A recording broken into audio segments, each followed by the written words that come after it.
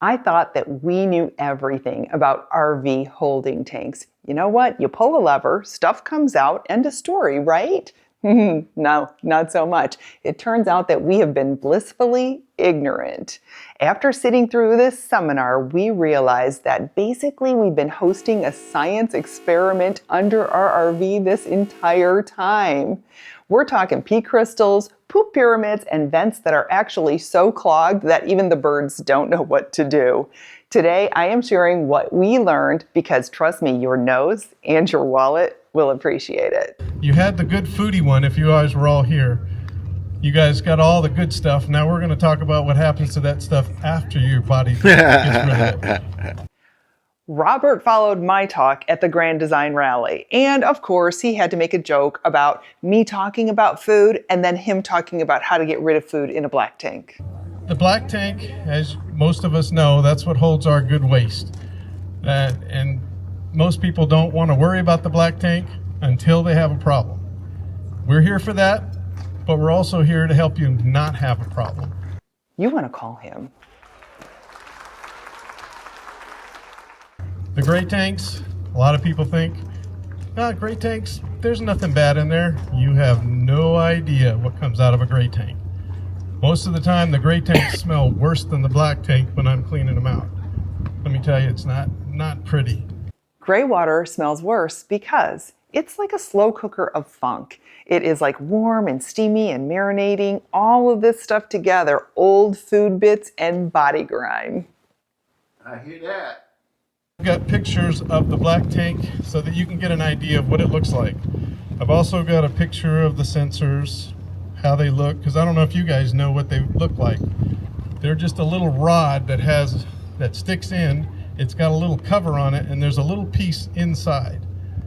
That's what gets toilet paper on it, and once it does, now it shows full all the time.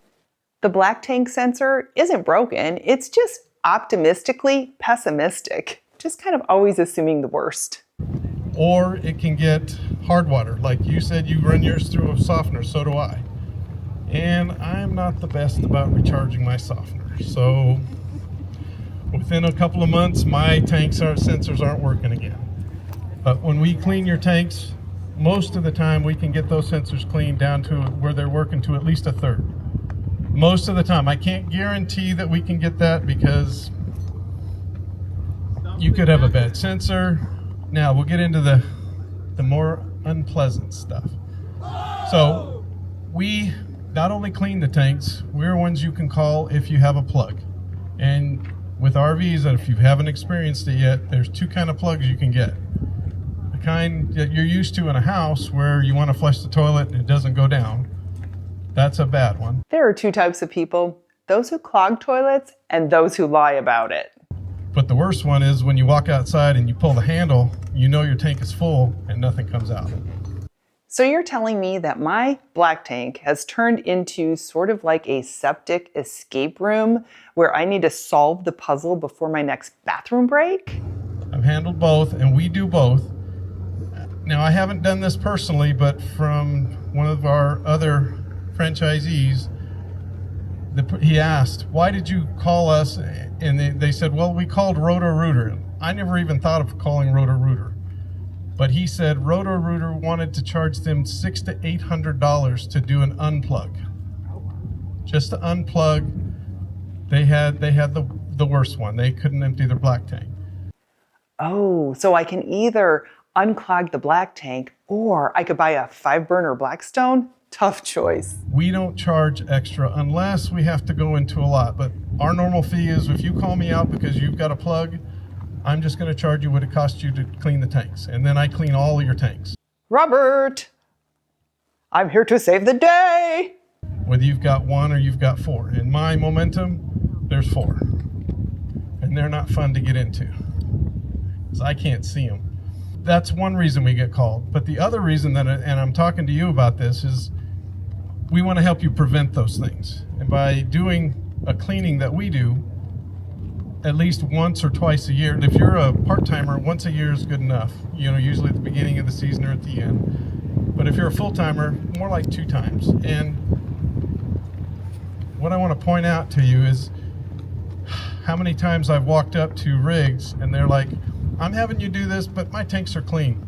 I get clear water running out when I'm done. And I say, okay, let's see. This sounds like challenge. So I do my thing, and when I run we run 1,400 pound PSI through a hose that goes up into your tank, and it swims around and it knocks everything off. Did he just say it swims around? I can't unhear that. What I'm going after is most of the tanks, they cut a hole about this big around for a 3-inch pipe. The problem is there's a lip. Now there's a lip?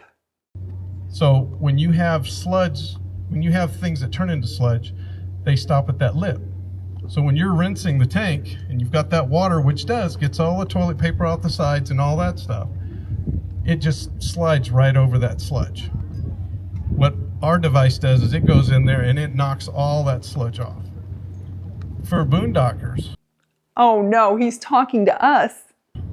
you have not just sludge, because you don't use water, or we don't use water, you get what's called struvite.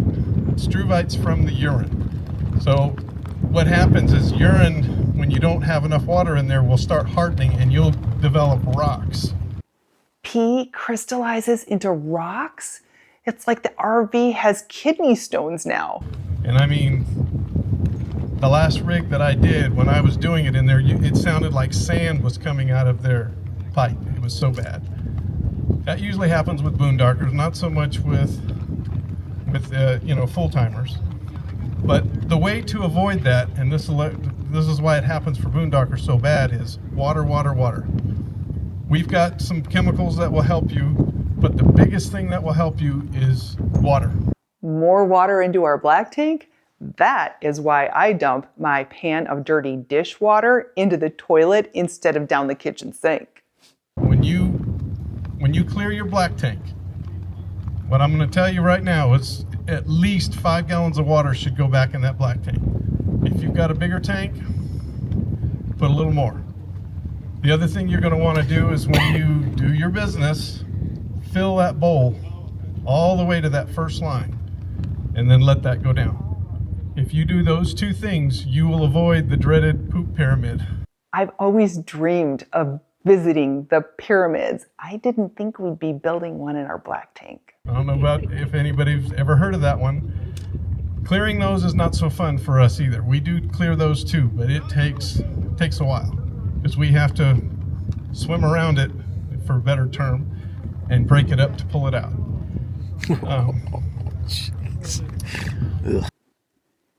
Did he really just say swimming around the poop pyramid? One thing that we don't think about checking, and I know all of you should be like I am, every time you move that rig, you need to go up on top, check the roof.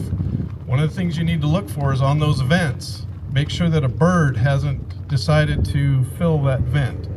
Because what happens is that vent gets full, now those smells, instead of going out the top, are coming inside your rig. Nature is beautiful until birds turn your black tank vent into a literal stink bomb.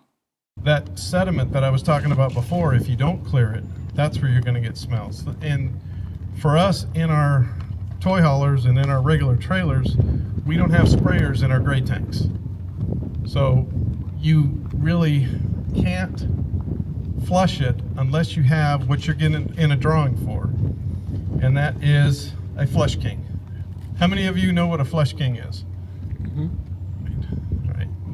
Flush king is a device that you hook onto your outlet, and it gives you a way to add a hose, and it also has a gate valve on the back. So with the flush king, what you can do, instead of putting water through just your spinner in your black tank, you can force water backwards and fill the tank. So what it does is it starts stirring up all that stuff that's collecting below. And it also allows you to do it in your gray tank, which you have no other way to get water into your gray tank other than fill it with your sink. And that's not doing anything but just dropping the water in. The Flush King will let that water back up and move around. And then if you fill it like you're supposed to beyond 3/4, when you pull this gate valve, all that pressure is going to pull all that stuff out. That will help you in between cleanings. That will get most of the stuff out. But what we do after this is we run, like I was telling you before, we run a 1400 PSI hose that's got 3 jets headed backwards and 1 forward, and it's got a spring on the front, so it swims around in the tank. It'll beat around there and it knocks everything off, and then we use the Flush King again to send water back in and pull water back out. You know you're an RVer when you get excited about swirling poo water. When you're using chemicals in your tanks, make sure that they're approved for RVs. You don't want to use harsh chemicals that are, you use in your house, because you're using all porcelain, you're not using the same kind of stuff. Household drain cleaner in an RV? Why stop there? Throw in a stick of dynamite. Let's really get things moving. Liquify is a company that we partnered with, and everything that they make is for RVs. They have the black tank, they have the toilet bowl cleaner, and they have the sensor cleaner. All right, now that I know way more about RV holding tanks than I ever wanted to, it's time to put these products to the test. We'll check them out, stay tuned. But hey, before we get into that adventure, let's talk about something a little more pleasant, like setting up the perfect boondocking campsite. Because let's be real, a great campsite makes all the difference. And I'd much rather talk about that than poop pyramids. Click here to check out our boondocking setup video. I'll see you over there.